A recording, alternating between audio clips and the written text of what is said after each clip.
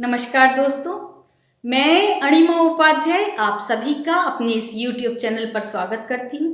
और आज हम एक बहुत ही मज़ेदार विषय पर चर्चा करने जा रहे हैं। सच्चा साधु कौन होता है ना मज़ेदार विषय।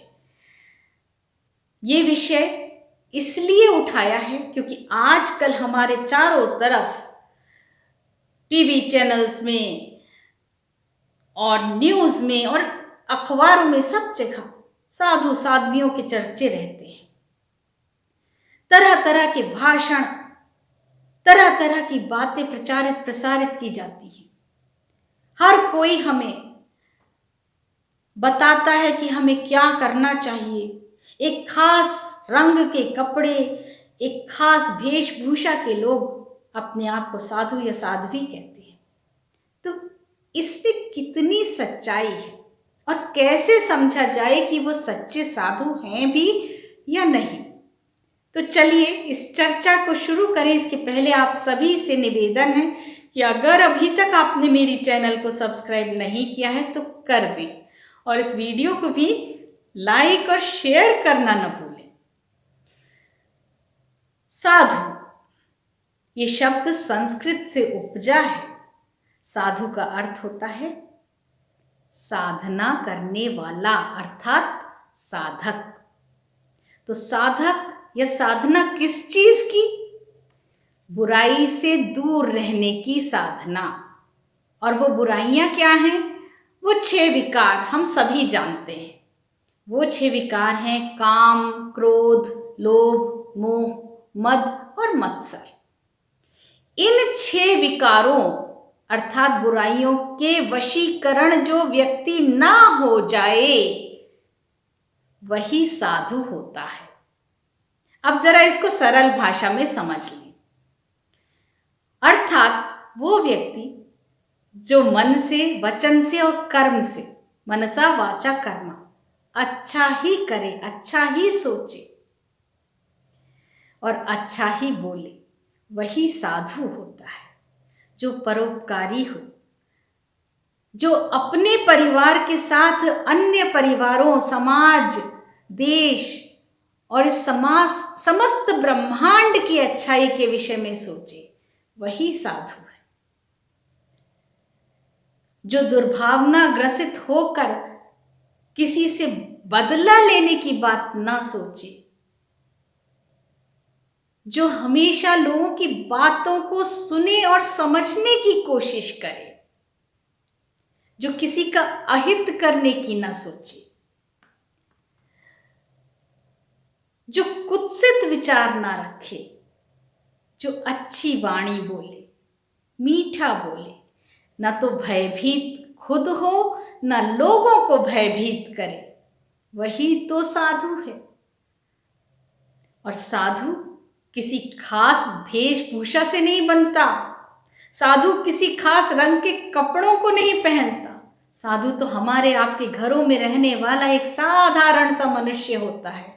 वो बालक भी हो सकता है, युवा, प्रौढ़ या वृद्ध भी हो सकता है। आप भी साधु हैं अगर आप इस तरह की आचरण करते हैं या रखते हैं। साधु किसी गुफा या कंदरा में बैठकर तपस्या नहीं करता।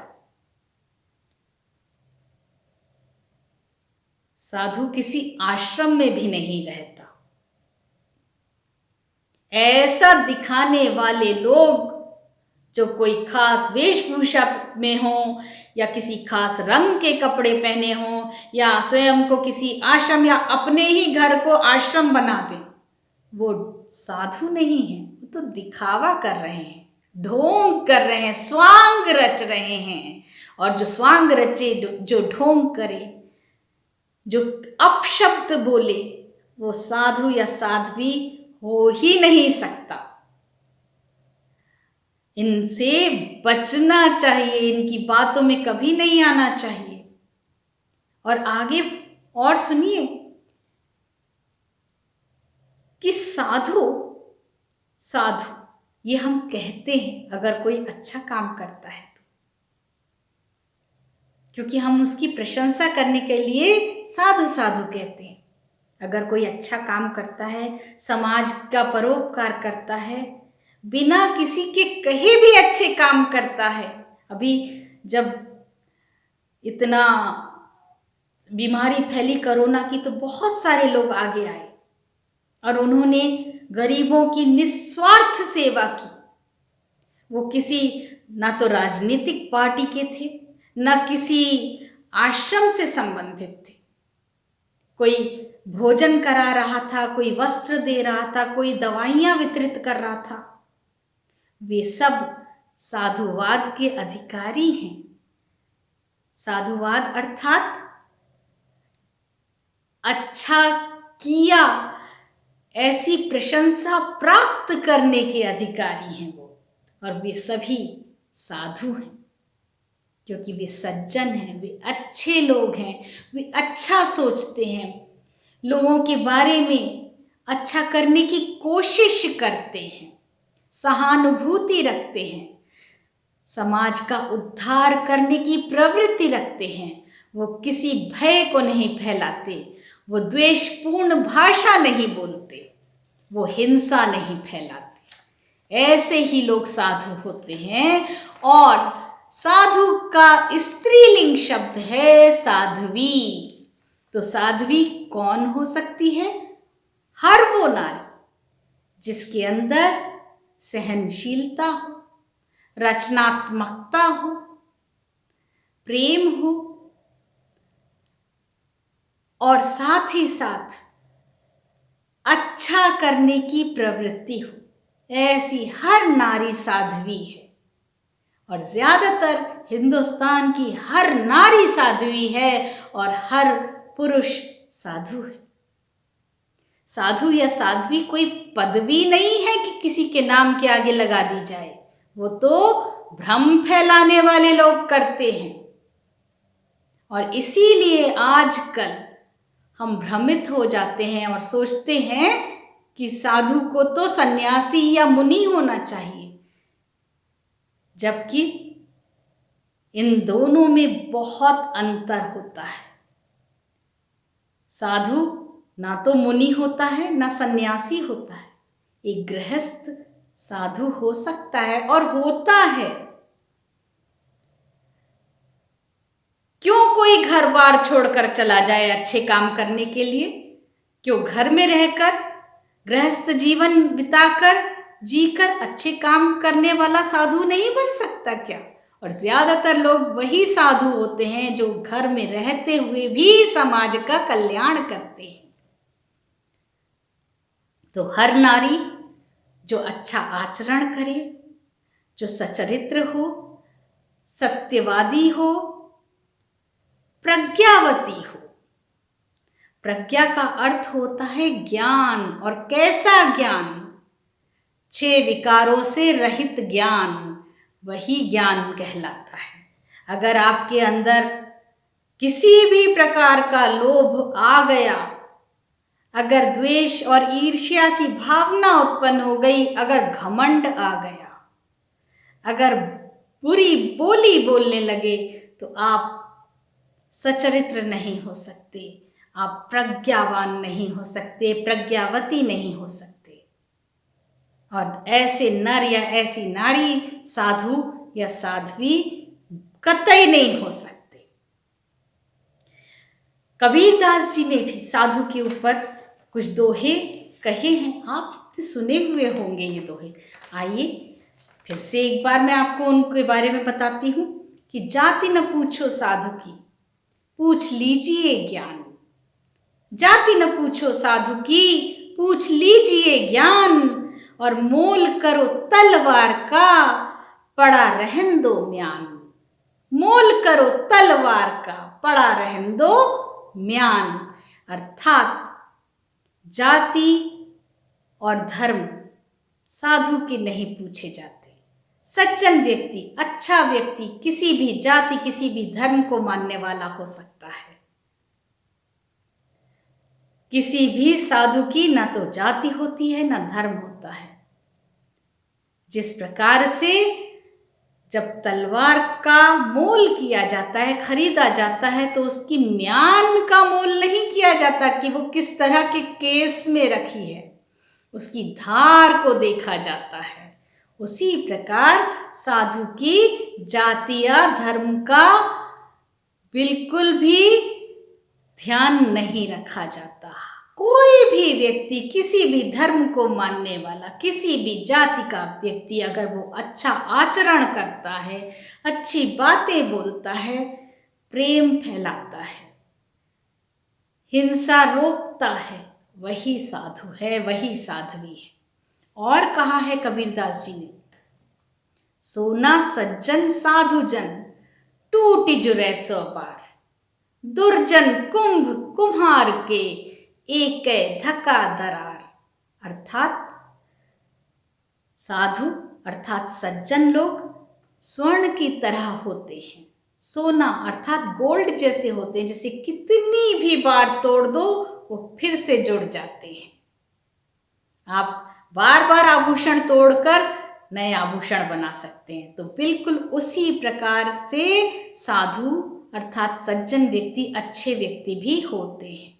साधु का मतलब ही अच्छा है। और दुर्जन अर्थात दुष्ट व्यक्ति कैसे होते हैं?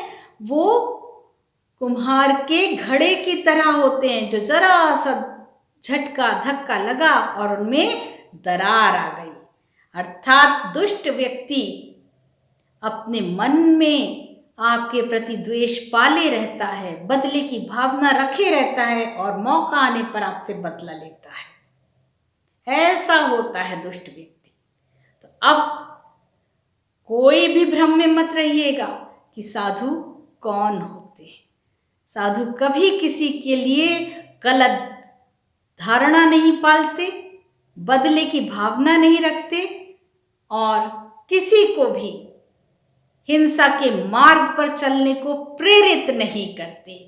ऐसे करने वाले व्यक्ति क्या हो सकते हैं? दुर्जन हो सकते हैं, सज्जन नहीं हो सकते, साधु या साध्वी नहीं हो सकते।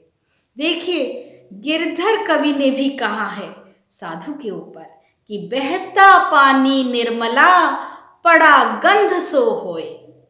बहता पानी निर्मला पड़ा गंध सो होए, त्यों साधु रमता भला, त्यों साधु रमता भला, दाग न लागे कोई, दाग न लागे कोई। तो साधु कैसा होना चाहिए? उस पानी की तरह, उस जल की तरह होना चाहिए जो बहने वाला जल हो।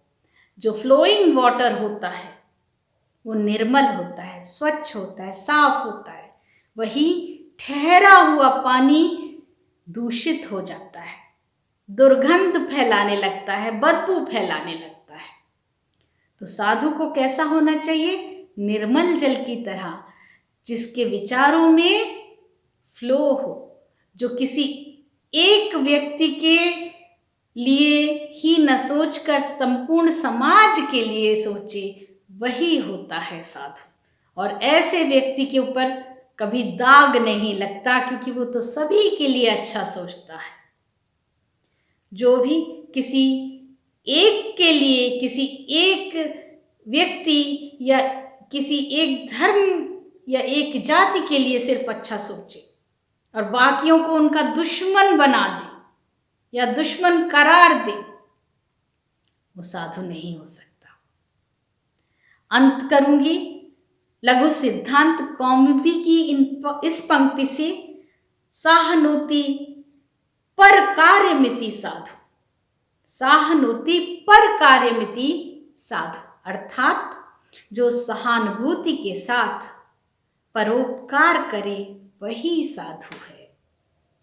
जो भी व्यक्ति बिना स्वार्थ के दूसरों के लिए, बिना कहे दूसरों के लिए अच्छा सोच कर अच्छा काम कर सके, बदले की भावना न रखे, सहानुभूति रखे, हर वर्ग के साथ, हर धर्म के साथ, हर जाति के साथ सिर्फ अच्छा सोचे, वही साधु है। और ऐसी नारी ही साध्वी है। ये कोई उपाधि नहीं है जो अपने नाम के आगे कोई लगा ले। ये किसी आश्रम से भी संबंधित नहीं होती है, ये किसी वेशभूषा से भी संबंधित नहीं होती है। उम्मीद है आपको ये वीडियो पसंद आया होगा। अगर अच्छा लगे तो इसको ज़रूर शेयर करिएगा मित्रों में। विदा लेती हूँ आप सभी से। नमस्कार।